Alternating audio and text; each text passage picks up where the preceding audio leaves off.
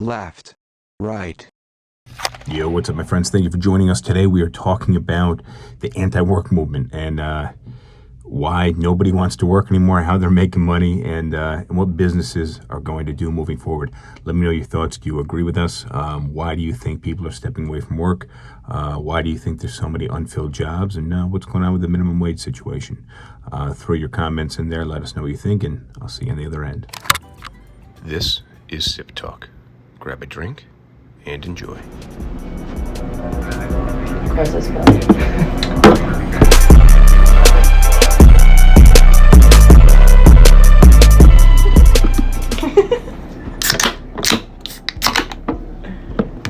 Cheers. Cheers. Cheers.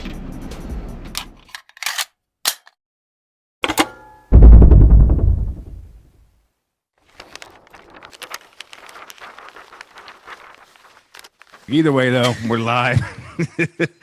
Off to a great start. We're off to a great start. This is Sip Talk, episode 151. My name is Justin DiGiulio, out of my basement in New Jersey, joined by James, the Boswell, philosopher, accountant, referee, and professional bartender. James, welcome. I heard you just pop a beverage. What are you drinking down there? Going back to the old standard, Bush Ice. Bush I was Ice. thinking about making a cocktail with my fancy new ice maker, but I'm cold right now, which I guess isn't really helped by drinking a cold beer, but it wouldn't be helped by drinking an even colder cocktail. Well, you're looking slick. You got a nice sweater on. I'm glad you dressed up for tonight's episode. I'm just cold. I have a giant hoodie on that has this kind of cheesy looking faux fur on the inside. It's very warm, and hopefully it doesn't look so cheesy on camera. But yeah, it's cold up here too. What's the temperature down there in not so sunny South Carolina? Probably high 40s right now. Ooh, It still gets kind of cold at night right now. But let's talk about the topic topic, and then we'll kind of bullshit for a few minutes before we hit like the main thing. Well, fair enough. That's usually what happens. So tonight, and this is your idea. So we're talking about the Great Resignation and the new anti-work movement. And this is something that I think we've all been somewhat aware of that's been happening over the last 12 months or so. Definitely last summer, this most recent summer, we saw quite a bit of it.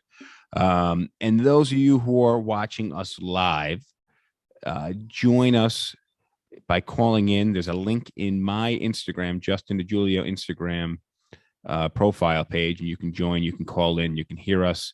You can add what your thoughts are on the anti-work movement and what's going on with everybody quitting their jobs.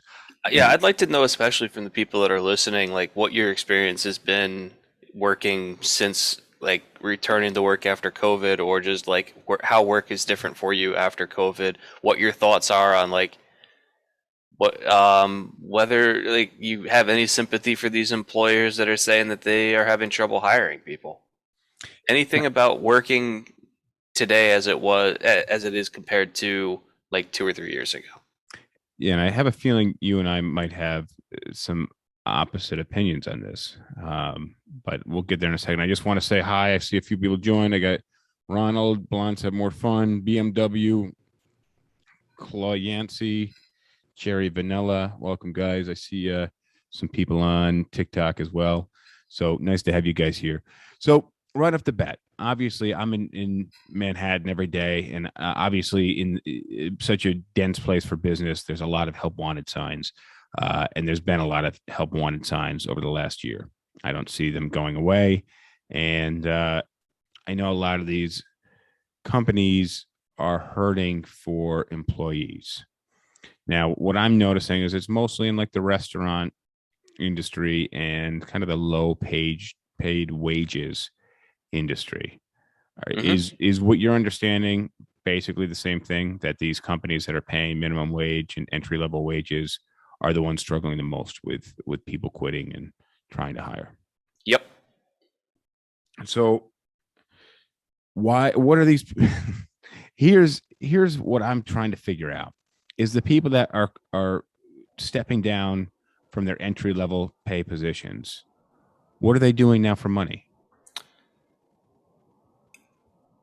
I would assume that they are able to find employment somewhere else. That right now, for the first time in a very long time, it's the workers who get to command a bit more from the employers. Um, think about let me ask you this question. Remember when you first moved down to South Carolina when you were looking for work? How Yes. many applications did you send out Um, for I could for jobs? I could comfortably say over 80, but probably closer to 200. Okay, so let's split the difference and call it 150. Okay, fair. That's fine with me. Out of those 150 applications, how many of them did you not hear back from at all? The vast majority of them. Probably, I would say 75%. Okay, that's If not surprising to me. That's about Okay. what I'd expect. Sure. I would say probably between like 70 and 90%, you wouldn't get a response at all. Not even a thanks for your interest, but we're not hiring, or thanks for your interest, but you don't seem like the right fit for us. Just no response at all. Correct. So that's pretty shitty, isn't it? Yes, it is. But it was just accepted for the longest time that that's just how things were. Well, it was my understanding there were lots of me and fewer job openings. Yeah, maybe. I mean, But I'm assuming so. yeah, it was also the time that was late 2008, probably about the worst time in the last 2 decades to apply for a job. Yeah, I agree. Go ahead. But so employers were allowed to kind of do this because the supply of labor was enough that they didn't have to worry about behaving shittily because they weren't being punished for it. And now I was reading an article on Slate a couple weeks ago about how a lot of hiring managers are complaining about how after an interview, like they might even offer a position to somebody and then that person doesn't get back to them. They're like, this is super rude. Why is it that candidates like we're offering positions and like they're not even like declining to us? They're just either like accepting the position and not showing up for the first day, or like we send an acceptance letter out to them and they don't even respond. It's like you guys have been treating employees like this for 20 years, and you have to deal with it for 6 months, and you make it seem like it's this huge thing. I want to read this comment real quick from OBCXHH. Many people have started their own businesses. Others just don't want to work. Keep in mind, not everyone was lucky to work online, and those that lost their jobs are getting back is difficult. So, I would agree with a lot of what he said. I would also agree with a lot. But what you were saying a second ago, and I just wanted to touch with the comments here. Yeah, that's good. And Blondes Have More Fun mentions about unemployment, and we're going to get there in a minute too. Yeah, we definitely need to talk about unemployment. But what you said was you have applicants applying for positions, and then you have employers and not getting back to them. And then applicants not getting back to employers. No. And now you have employers interviewing people and offering them positions, and the applicants are not getting back to them. Yeah, so it started to flip. It started to flip. Now, a couple of things. That makes me think of like dating, like online dating. You message 86 women and 3 get back to you. That's kind of how that dynamic works. So I don't necessarily think it's bad behavior on the employer, because the employer is the one that's in demand in that case. Well, not anymore. So yeah, not so much anymore. But I do feel like, and this is where Blondes Have More Fun mentions that people are getting lots of unemployment. I don't know how long that's going to persist. A lot of it's worn off. Or people are no longer desperate for jobs. Mm-hmm. So, but also the employees or the people that are seeking jobs who are not, they'll get a job offer and they simply don't answer the job offer after the interview. To me, strikes in my mind a similar chord to just how people behave nowadays. They don't have the common courtesy and respect to to answer somebody and reply to somebody after they've met them. So this is after the interview. Now, Yeah. as far as I'm concerned, if an employer gets 140 resumes in a week and they don't get back to the vast majority of that, that's because everybody's understanding that they got 140 resumes. But if they set up 25 interviews and interview 25 people, once you have that meeting, you've established a bit of a connection. So that's the same idea in my mind as ghosting somebody that you slept with or, even been on a date or two. Now, I'm not defending this behavior. I think that, like, when someone communicates with you, you have a duty to respond back, even if it's saying, like, thanks for your interest, but no thanks. Well, so, like, I didn't like that employers never acknowledged applications and didn't even have the decency to, like, send a rejection or whatever. So I'm not saying that, like, people now, like, not responding after getting an offer after an interview or something is correct. But what I'm saying is that it's really rich for me to hear employers complain about being treated the same way that they've treated employees for the longest time. Well, maybe not employees, but potential employees. Okay. And I get where you might get a little smirk out of that because you're like, well, I've been on the receiving end of that for so long and it blows. So, good for them. Good for the employees. Fuck the Again, I'm not employer. defending it because I think it's shitty behavior on both sides. But for the longest time, workers were told to not complain about it and just say that's the way it is. And now employers are bitching about it, despite them having been the one pitching the message of that's the way it is. Like, it's not a one-way street, guys. Yeah, and unfortunately, I think a lot of what's the word I'm looking for, but just kind of professionalism and cordialness has eroded over the last several decades. So whereas you email an employer and they have an automated message that gets back to you and says, hey, we're reviewing applications, and either you get one saying you weren't qualified, or the original message says if you don't get a response within 72 hours, you have not been considered for this. And I think those messages equally carry the same weight, but at least something's going out acknowledging. Yeah, if you get like a confirmation email, it says like you'll hear back from us within 3 days or whatever. Otherwise, like, you haven't been considered. That's fine. But there's lots of a lot of applications don't even give you that. Yeah, and as on the employer end of things, I understand. We never had an automated system like that. We just did our best to reach out to every single person who applied, who for the most part was qualified. And that meant we set up a lot of initial phone calls because it's a real estate position. So, real quick, I want to respond to Blondes Have More Fun. Okay. She said, kind of going in reverse here. She says, we can't get employees to show up after they are hired. I'd like to know more about what's going on there. Tell me about what industry you work in and what the jobs that these people are being hired for are and what they're paying. And I'd like to know more about that.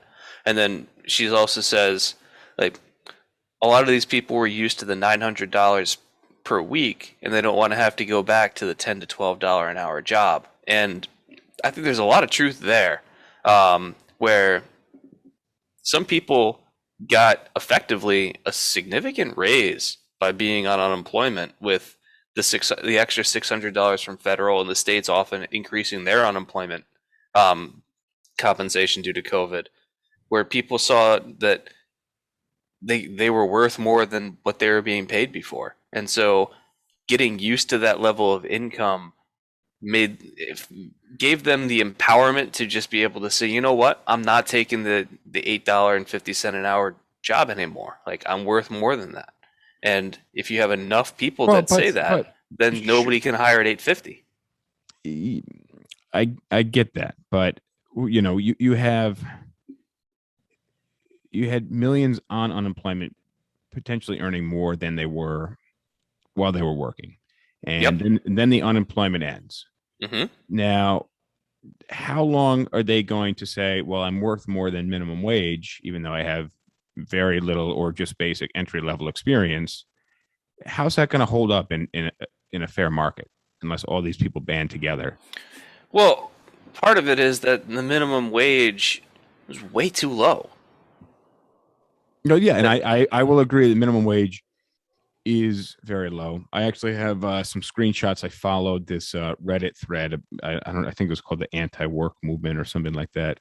And I took some good screenshots from some posts and comments that I liked in there. But So I think it's less people saying like I don't deserve minimum wage. It's more like people saying minimum wage should be higher, and I just can't support myself on $8.50 an hour or $9 an hour. Well, and that's so a couple of things, because I want to talk. We have millions of people getting unemployment, and the eviction moratorium, which in many states and many cities is still in place. And then you have millions of people quitting their jobs, and you also simultaneously have millions of unfilled positions. Now, to say that it must be because that people are resigning from work and employers can't find people is because people want more money. I'm sure that's the case, but I also think here's the other thing. Hold on. I also think that we don't have the other market forces, like people having to pay their bills or they face being homeless as a driving force because there's no repercussions anymore. It's possible. That's going to vary highly from market to market, in terms of where you live and what level of governmental support in terms of either eviction moratoriums or extra unemployment. Any of those things are going to really vary locally. So it's hard to say. I think another factor, though, is that working any kind of public-facing job, and I'm going to talk about like specifically either food and bev or retail, post-COVID sucks. It's just, not that I'm saying that those jobs would have been fun before, but as little fun as they were before COVID, they are way less fun now, because I think we can all agree that like the general public has acted a lot shittier in the last 2 years than in the preceding 2 years. And like I'm still in favor of people wearing masks when they're in public, but I'm willing to acknowledge that wearing a mask for an extended period of time is uncomfortable and inconvenient. And for a lot of jobs, like if you work in the medical field, you kind of signed up and said, I know I'm going to be wearing a mask when I'm around patients, even before COVID, because that's just one of the things that you do. But if you were working in a restaurant or in a store, you weren't wearing a mask before, and now you're expected to. That's an added inconvenience that you didn't sign up for that now you have to comply with. So the job itself is far more unpleasant, and so it demands a higher wage to combat that unpleasantness. And here's one other thing to think about when it comes to wages and like labor supply and demand. And this is something from Karl Marx, which one of the things that I think he got really right. You aren't paid what you're worth. You are paid what it costs to replace you. Yeah, you aren't paid on the value you generate. You're paid on how difficult is it for me to find somebody else to do your job. And I would say that's mostly the case throughout most industries, because that's what your competition is. It's the hourly dollar amount, that they can get the next person to fill your position in. And that's why you look at like in like pro sports. Like, it's very difficult to replace how hard people. Is it? Like, how much value do they generate is not really the equation. You look at it and say, somebody like LeBron James, you say, how easy is it for me to find somebody else to do the same kind of work that he does? And the answer is really, really difficult, which is why he's probably, if you were to go for a new contract today, to be the highest paid player in the NBA, because it's that difficult to replace him. It's not because of the value he generates for the team. But most of what we're talking about isn't at this high level amount, this high dollar. No, it isn't. But that's just an example of like, it's not the value, it's the replacement cost. Sure. But it's oftentimes at this entry level position.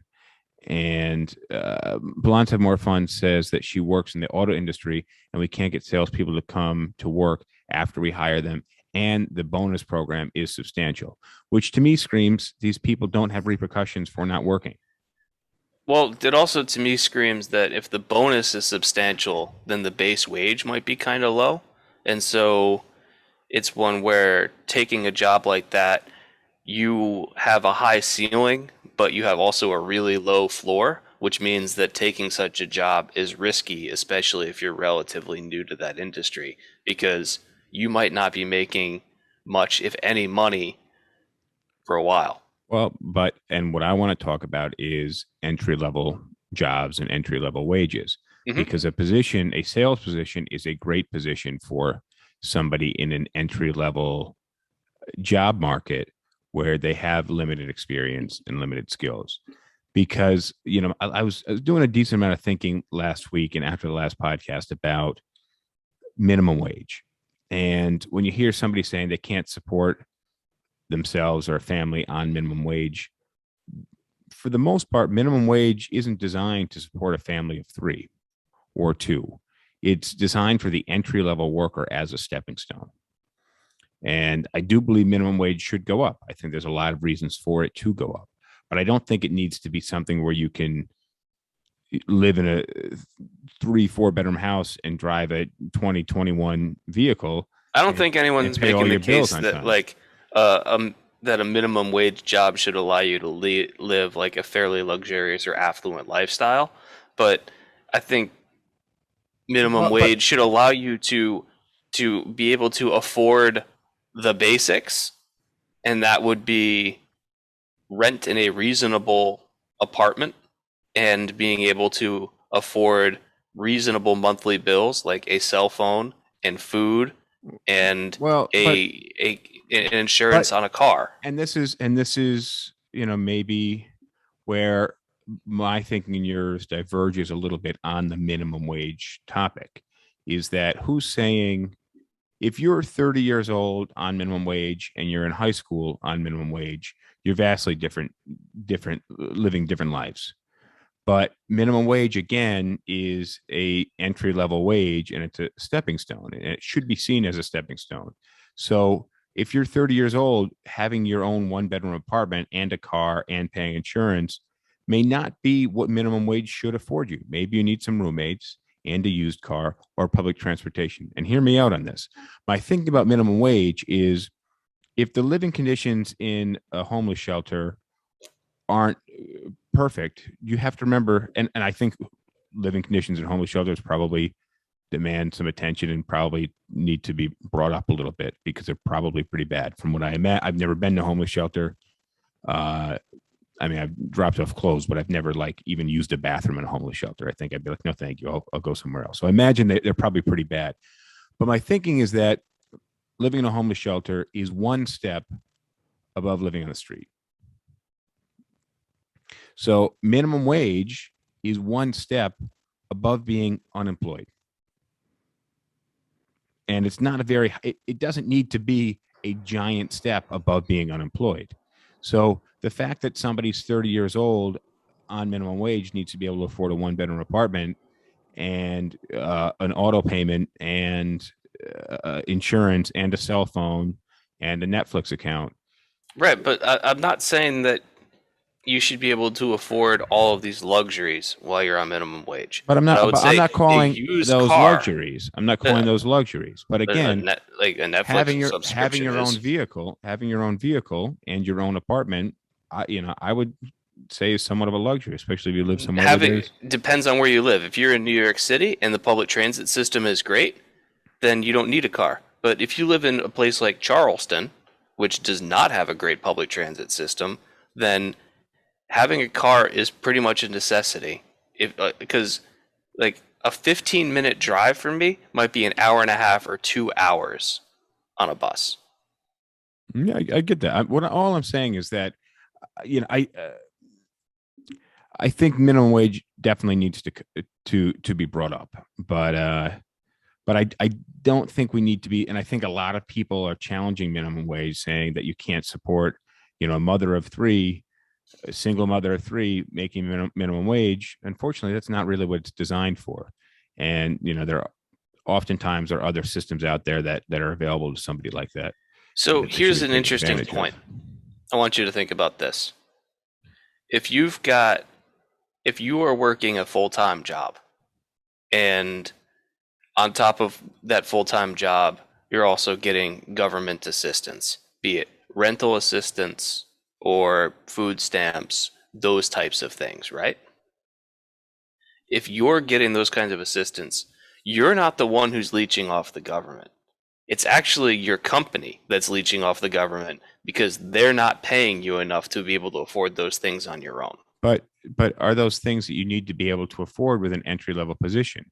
Because the person in high school taking this entry level position doesn't need to support those things. So just because but the person in high school also probably isn't working full time.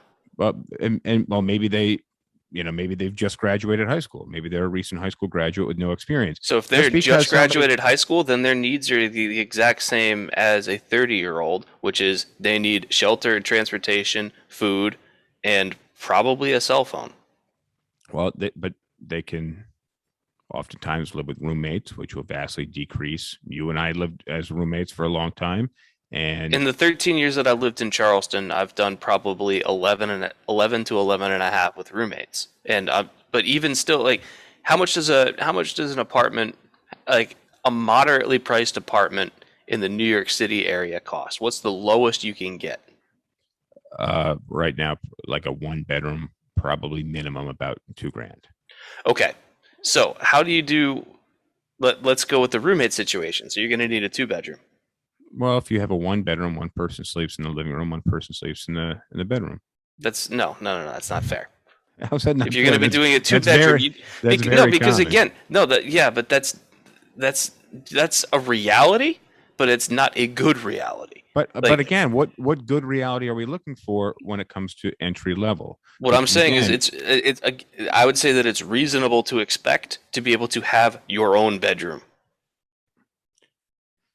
A 2-bed, 1-bath for 2 people sounds reasonable to me.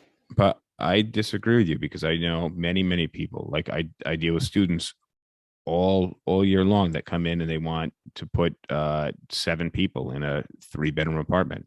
Right. But that's not how things should be. Just because this is the system that exists doesn't mean that it's good. I get it, but so don't defend a system that exists and it is shitty and just saying, well, it's shitty for everybody right now, so you know what?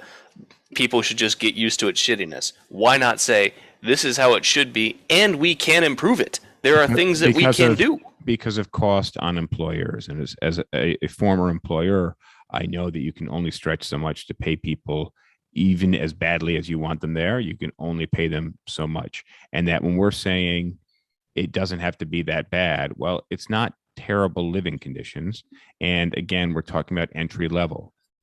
And I definitely think wages need to come up, and there needs to be more graduated wages where people are getting raises on a regular basis, and people who have been with the company for 6 months or 12 months are getting raises and are getting not just monetary compensation, but also compensation in other ways, in time off and sick days, vacations, healthcare, things like that. Well, and that's part of what we're seeing right now is that the old wage structure and the old way that raises were done, a lot of people are realizing that they can switch jobs, even if they stay within the same industry. They can switch jobs and make more money just by changing, because a new job will pay them more than whatever their raise would have gotten them this year. Yes, but I think that if we look at the employment numbers, not everybody's making a transfer to a new position. A lot of people are. I'm told we have a glitch here. A lot of people are. No, we're good now. Okay. A lot of people are stepping down from working altogether, which is why it's called the anti-work movement, in addition to the Great Resignation, because a lot of people are trying not to work at all. And that's where it gets a little tricky. And that's where I think. Well, and that's where my support for it ends, is I still think that anybody who can work should work. But I think that employers owe it to employees to pay them more equitably. And again, I don't necessarily see, I think a lot of positions that are entry level and require zero skill and zero experience need to be paying minimum wage, and that minimum wage should come up, but I don't think it needs to come up to a drastically life altering amount. Because we're talking about entry level, and entry level doesn't mean you're supporting yourself very well. I'm not saying supporting yourself. I guess we're disagreeing on the definition of very well. Because I think that's possible. We're also in different markets. We're also, I'm in the New York City market, and you're in the southern states, the U.S. market. Well, Charleston, South Carolina has a much lower cost of living than New York. Not many places have a higher cost of living than New York. Let's be fair. Yeah. There's the number of cities that have a higher cost of living than New York. You might be able to list on two hands, maybe. Yeah. So I want to share some of these posts that I read today on this anti-work movement thing on this Reddit. I'll tell you what the name of the Reddit thread is. It's just called anti-work. Yeah, that's the subreddit. So what I was looking for is, it's just everybody talking about quitting and how they're really unhappy with their work conditions. What I was looking for is an answer to, what are these people doing for money? And I thought there might have been like, oh, here's some things that you can do that don't require working 9 to 5. In an hour of searching through the stuff, or less than an hour, but a substantial amount of time, I found nothing about ways to earn money other than just quitting jobs. And there was a lot of people sharing a lot of work experiences from really lousy work environments, really lousy managers. I think it's more just encouraging people to no longer tolerate shitty behavior by employers, because there are better options out there. Because so many people are hiring right now, you can afford to quit your job and find a place that's better fitted for you and pays better. Like, a former roommate of mine right now is an assistant manager for a Domino's pizza, makes like $13 an hour, works pretty hard, and it's a demanding job. It's corporate, so like there's everything he does is tracked. Mm-hmm. So like it's not an easy job by any stretch. And about a half mile away, there's a Publix store that's offering like cashiers $16.50 an hour. And I'm not saying that job's easier, but I think it actually would be easier than being an assistant manager of a Domino's. You got considerably less accountability, because all you need to do is make sure that you're ringing things out and that your drawer balances at the end of the day. And that would be like a 25 or 30% raise for him. So why wouldn't he take that? That would be a smart move. At the end of the day, what happens is the price of pizzas goes up, because most restaurants, and here's the thing about these entry-level positions, is that these guys are not paying their employees very much, and the employees are working hard. But restaurants and businesses like that work by making such small amount of money on all of the food orders. You know how much Domino's pizza makes per pizza? I have no idea. All right, so you know how what's the cheapest pizza you can get from Domino's is what, like $7 or $8? Yes. Okay. Yeah, you know what their cost in materials going into that pizza is? Roughly $2 or $3. About $2. Okay. They're making 350% profits on their cheapest pizza. Well, plus labor. Right. So you've got labor and overhead and rent. Right. And if they're in a place like New York City. But what I'm saying is that the margins for like Domino's are pretty good, because your minimum margin on a pizza is 300%. Well, so let's say you're making $5 a pizza and you have a New York City location where your rent is $25,000 a month. How many pizzas do you have to sell? Rent would be $25,000 a month? Yeah. If you want a decent location. That would be 5,000 pizzas you need to clear rent. Yeah, and then how many days are you open every month? Well, 30. Let's say every day, so 30. So you have to sell 166 pizzas a day, Just to clear rent. just to clear rent. So, and again, when you break things down, like I look at the dollar pizza shops in New York City. I don't know how you can how you can survive selling dollar slices. I honestly have no idea how you do it.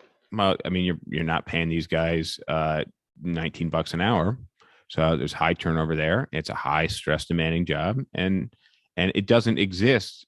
Dollar pizza joints don't exist at paying people $20 an hour plus healthcare. Well, I would say that when it comes to things like dollar slices of pizza in New York City, like that's an unsustainable business model. Sure, but now where are you getting sliced for $1? You get it nowhere. You pay more. Exactly, and that's why I said the price of pizza goes up at Domino's, and that's how we came here full circle. Yeah, but Domino's isn't selling it for $1 slice. No, but they're selling it for arguably cheaper.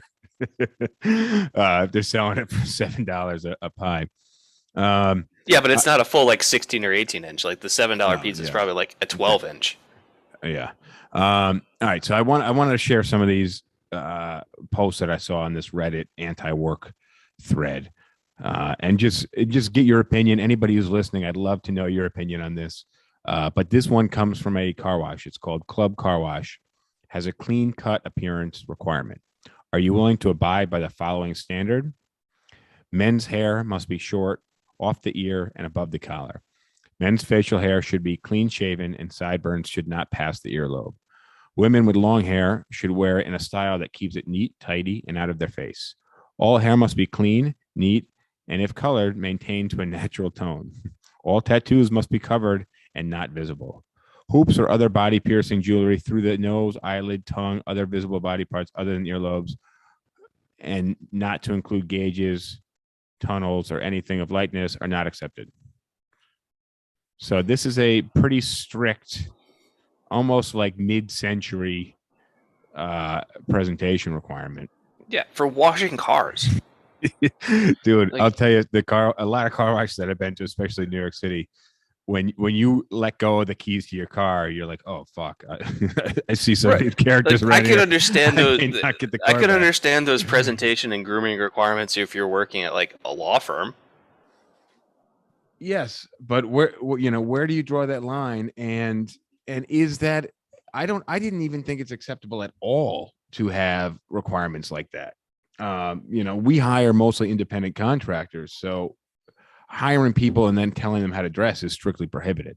So for me, it's been not allowed for a very long time. When I worked in hotels, they had like presentation and grooming policies for men's facial hair and sideburn length. Yeah, and for women coloring their hair.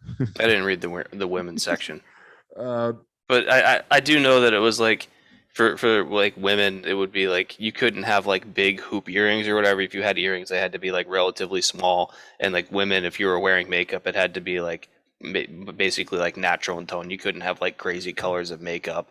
And like they didn't want like men or women that had like unnatural colored hair. And like for men, they wanted men to be like clean cut. So they didn't really specify in terms of like hair length, but like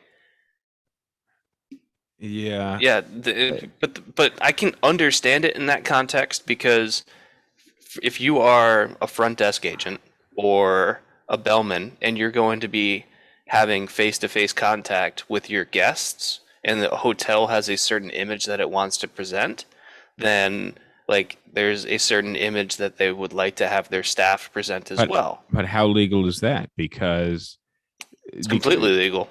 Well, remember Hollister used to call their employees models and not whatever other word you would have for an employee, and that way they could dictate what they wore and how they dressed, and also justify their hiring standards based on attractiveness. Yeah, basically. So, and I'm pretty sure that got busted. I'm pretty sure that's not the case anymore. Yeah, so, but there's reasonable limits, and like there's also there's certainly legal requirements to accommodate based on like religion and stuff like that. But like you probably wouldn't be able to regulate that men can only have a certain color hair, or that the hair can't exceed like a certain length. But I guess like Again, if it were to be like, if you were to set it at like 6 or 8 inches, you'd probably be okay. But if you're saying men can't have hair longer than 1 inch, it's it's all going to be based on reasonableness and also whether or not it's discriminatory. To a protected class. Yeah. Yeah. So I got another one for you. And this is also from I think I have like 6 or 7 of these things from, what is it called? Reddit, the Reddit forum. Remember, if a company says we're like a family here, they don't mean a nice TV family. They mean a normal family where everyone has an undiagnosed mental illness and no one likes each other. Mm. So, and there's a lot of shit being talked right now about work culture and how people behave in the office, and people just being miserable being around other people. Well, that goes back to my point about how post-COVID, a lot of people facing jobs suck. Yeah, and that's why I feel like this has catalyzed our way into putting ourselves back into the matrix, back into the simulation, because people don't want to be around other people in person, and people don't get along very well. And exceedingly, we're noticing that these days. You know, as an aside, Yeah. this sort of relates. So when I was up in New York last week on Saturday, I was meeting a friend at Stuyvesant Plaza for lunch. She was running a little bit late, so I had some time to kill, so I went to Crossgates. Okay. How busy? Crossgates So is a it was. mall. Crossgates is a mall in Albany, by the way. It's the biggest mall in Albany. It's the biggest mall in the capital of New York State. So it was like 11 o'clock on a Saturday morning, the Saturday morning after Black Friday. How busy do you think it was? So you would guess it would be very busy, parking lots packed, people really pissed off at each other, running through the stores, lots of bags. But I know the mall, and I've been to the mall in the last 2 or 3 years, and I know that the majority of the stores don't have any names that I recognize, and their retail operation is not doing great. So I can imagine that there probably wasn't packed on a day that you would expect it to be packed. And I imagine it's probably not even as busy as it was on a normal day that you and I would go to the movies when we were kids. Pretty much all correct. Yeah. Yeah. It was I didn't have any trouble finding a parking spot. There was no problem getting into or out of the mall in terms of like traffic. There weren't that many people inside the mall. All in all, it was kind of a depressing experience. I completely get that. So Raj asks, what if the Hasidic Jew wants to work at the car wash with long hair on both sides and a full beard? Well, they'd probably have to accommodate them. They would have to accommodate them because that is a protected class by religion or race. But in reality, what they would probably do is they would probably try and find some other pretense for not hiring him. Well, first of all, the Hasidic Jewish guy is not drying cars at the car wash. Also true. Yeah, it's not happening. All right, so next Reddit forum. He's too busy dealing with like coordinating where the space laser goes next. I got that joke, but a lot of other people didn't get it. It was a joke, by the way. I love how I'm too essential to stop working during a pandemic, but not essential enough to have any healthcare coverage while doing so. Yeah, it's a really good point. Is like we praised all these essential workers or whatever, but where's their raise? Yeah, and you know, I'm really surprised that people were deemed essential, but then so everybody else got 2 or 3 months off, and then certain people didn't get any time off and got no recognition except people hitting pots and pans together out of their windows. Yo, here's another one. So in Denmark, do you know how much they pay people that work at McDonald's? Nope. About 20 euros an hour. Holy shit. And so one of the arguments, in fact, an argument that you just made, is that if we increase these wages and everything, then the price of the products is going to go up. Right? Very simple economic. Yeah. So you know how much more expensive a Big Mac is in Denmark compared to the United States, where the minimum wage for the workers is almost double what the United States is, if not more than double? I have no idea. like 30 or 40 cents more. Well, I imagine there may be other factors that go into that There, as there well. might be, but the point that I'm trying to make is that I would happily pay 30 or 40 cents more for a burger if the workers behind the counter were paid better. All right, I got one for you. There's another anti-work post on Reddit. In line at Dunkin' Donuts. So that's why I thought of this one. This morning in line at Dunkin' Donuts, there was a long line because they were short-staffed. The impatient guy in front of me was complaining and berating the employees for being slow and went off about how long he was waiting for his coffee. The lady at the register chimed in, saying, "I'm doing my best here. If they paid $25 an hour, you'd get your coffee faster. If you want, I have applications right here." Needless to say, he declined her offer and didn't say another word to her. This is one of my first interactions where the customer was shut down, and I think it's spreading. That's a great response. Like, if you're unhappy with the service time right now, you can start working here. You can be part of the solution, man. So, but I don't necessarily know that increasing the minimum wage at a Dunkin' Donuts is going to translate into that much better service at the Dunkin' Donuts. It will. I think at best you can scare people into wanting to work better so that they don't lose their jobs because they're getting paid more. But I think having to, serve 50 cars of overweight people donuts and coffee while they're mean to you every single day at 5 o'clock in the morning gets really old really fast, whether you're making $20 an hour or $12 an hour. I think that if you increase the wages, a number of things happen. One is that your applicant pool expands. Two, you can expect more of your workers because you're paying them more.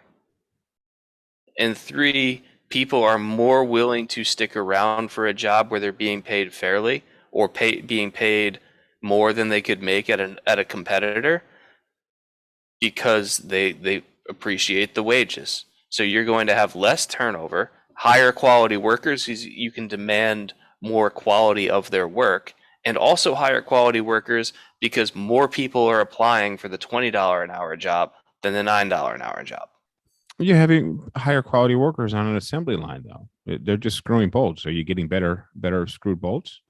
Yeah, because if you've got low quality workers on an assembly line and they miss a lug nut, then your wheel comes off at 50 miles an hour. Well, that would be me who screwed the lug nut. But I don't. Right, think, but I don't. But I don't think the assembly line where where people are just they're doing one job to a certain standard, just like flipping a burger at McDonald's to a certain standard. That quality only goes so far. So I don't. But if you have higher quality staff, you're talking about how you can have low quality staff meeting the minimum standard and high quality staff meeting the minimum standard. I think what we're talking about right now is not having enough staff to be able to meet the minimum standard, and some of the staff that are there can't meet the minimum standard anyways because they're just not very good at their job, and they have no incentive to care because what's the reward? 25 cents an hour on top? That doesn't make a difference. Yeah, and the 25-cent raises, I think. Right, but you know what I'm talking about. I do, but no, and I'm not saying that 25-cent raise isn't a real thing. It is a real thing, and it's a very insulting to be called into a meeting where you're told you're going to make an extra $2 a shift is insane. Right. So that's my point: is that if you raise wages, you are able to retake the high ground in the bargaining when it comes to hiring for labor because you can demand more because you're offering more. It's the same thing in dating. If you don't shower and gain a whole bunch of weight and you're not going to be able to command a high price in the dating market, you're not going to have too many people that want to go out to dinner with you. You start working out, you brush your teeth more often, and you shower once a day, then all of a sudden you're more attractive and people will find you more attractive and you can be more selective in who you choose to date. True. All right. This is every time a store makes its cashiers ask for a donation to charity. This girl, Lamini, says, millionaires and multi-million-dollar companies be like, we doing our part by asking the poor people to donate to the poor people. Yeah. I never donate to any of those stores. I do once in a while, but very seldomly because I'm just usually not geared towards that charity. I don't know. I just feels funny being asked to donate by this big store. But every once in a while I do. So I'm not saying I'm completely against it. All right, get another one. Yeah, so problem says low quality service on top of being understaffed equals extra shitty service. Thank you for repeating my point, problem. I agree. Like, you pay more people, you'll get better quality service, and you'll have less problems with being understaffed because people want to work with you because you pay. All right. So this is from Kevin Robillard. A very telling thing about American democracy is that the maximum legal campaign donation is indexed to inflation, but the minimum wage is not. Yeah. And I think, a minimum wage indexed to inflation would make sense. I think that's very fair. Yeah, we need to roll that back several decades as our starting point. Well, even just if we index it at a very low point and we start from now moving forward, I think that's a reasonable thing to do. I'm saying that if you start with the minimum wage at $7.75 an hour or whatever it is right now and start indexing it to inflation now, we're starting so far behind that it doesn't matter. We need to start the indexing of inflation to some point deep in the past to get to where we need to be today. Well, I think if we reestablish a new base rate and then index it for inflation after that. And then index it, yeah, but I don't necessarily know we're going to get anybody to go back and index to a past point and move forward from there. All right, so this is Degong says, when do you stop offering more in terms of as an employer offering better wages? Well, if you stop offering more once you have a staff that is providing the service that you want. Well, but here's where I think a wrench gets thrown in things, because yes, that's typically it. But what I think now is that we have another factor affecting the problem, and that's that people think they're worth $900 a week because that's what the state that they live in was paying them while they were doing nothing on unemployment. So they believe that they're worth that. But that was, they're being paid $800 or $900 a week because the person that was making $75,000 a year is also getting, and they were formerly making $30,000 a year, but the person making $75,000 a year is also making $800 a week. So they're being met in the middle, but people aren't being evicted and we're getting unemployment. So I think that that's a factor that comes into play when we're looking at now. There's not just unfilled jobs because wages are low. There's other factors involved as well.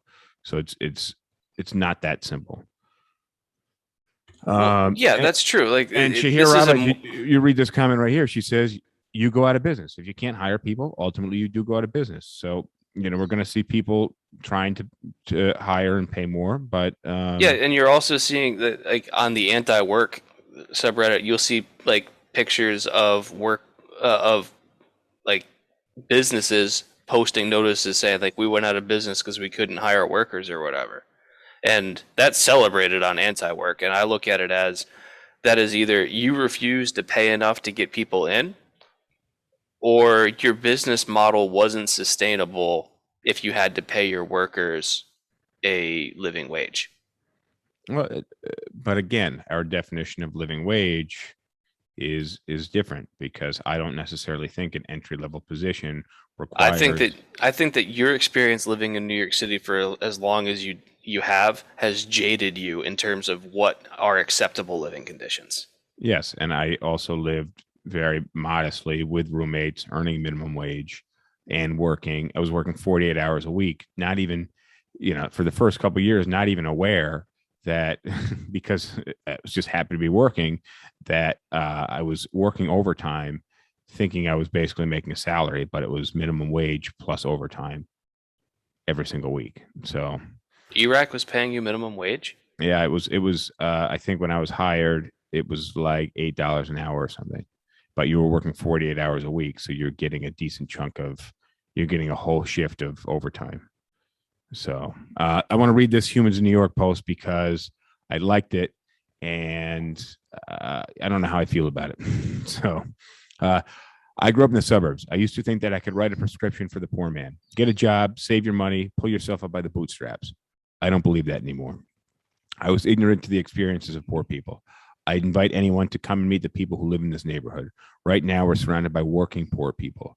These are people who sell your tools at Sears, fix your roofs, take care of your parents, mow your lawns, and serve your meals. They're not getting a living wage. There's no money left to save. There's nothing left if they get sick, nothing left if the car breaks down. And God forbid they make a mistake, because there's nothing left to pay fines and fees. When you're down here, the system will continue to kick dirt in your face. You can't pull yourself up when there's nothing to grab onto. Why aren't we paying our brothers and sisters enough to live? We want them to serve us, but we aren't serving them. And he makes a very compelling argument. I agree with him. And I think that, it's a man probably about 60 years old in a suburban looking area, with very small houses.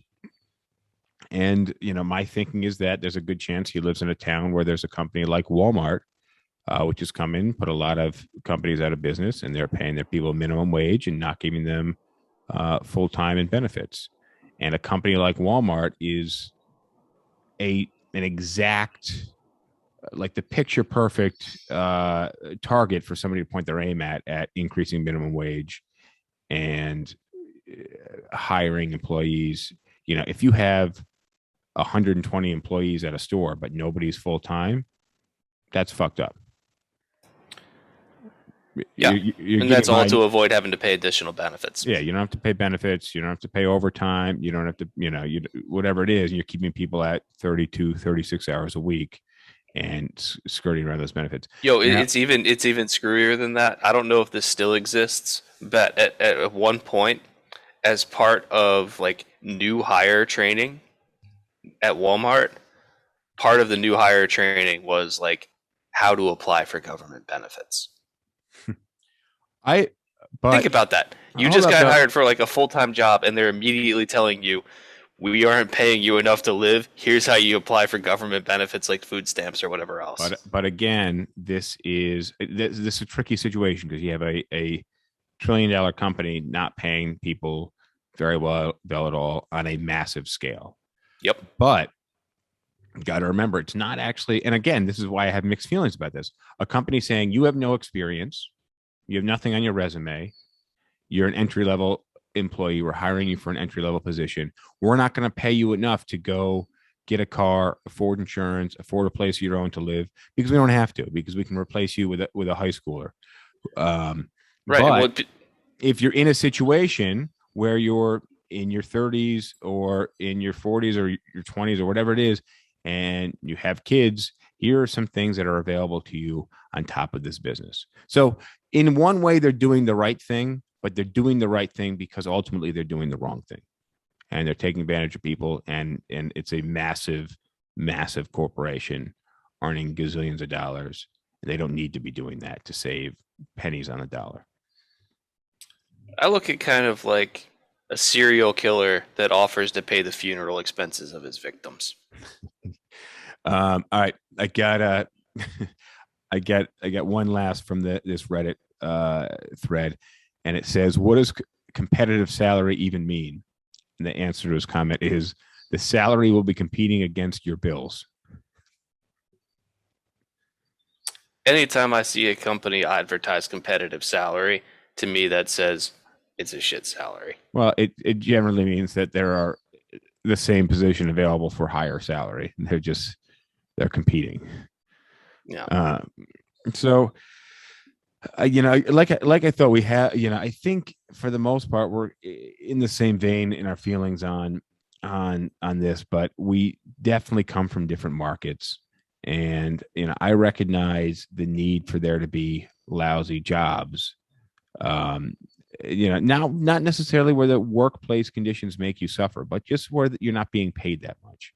Lousy workplaces and shitty workplace conditions, they shouldn't exist anywhere. And, I attribute that to bad managers, and bad company owners, and some of these guys, don't care for what the work environment's like.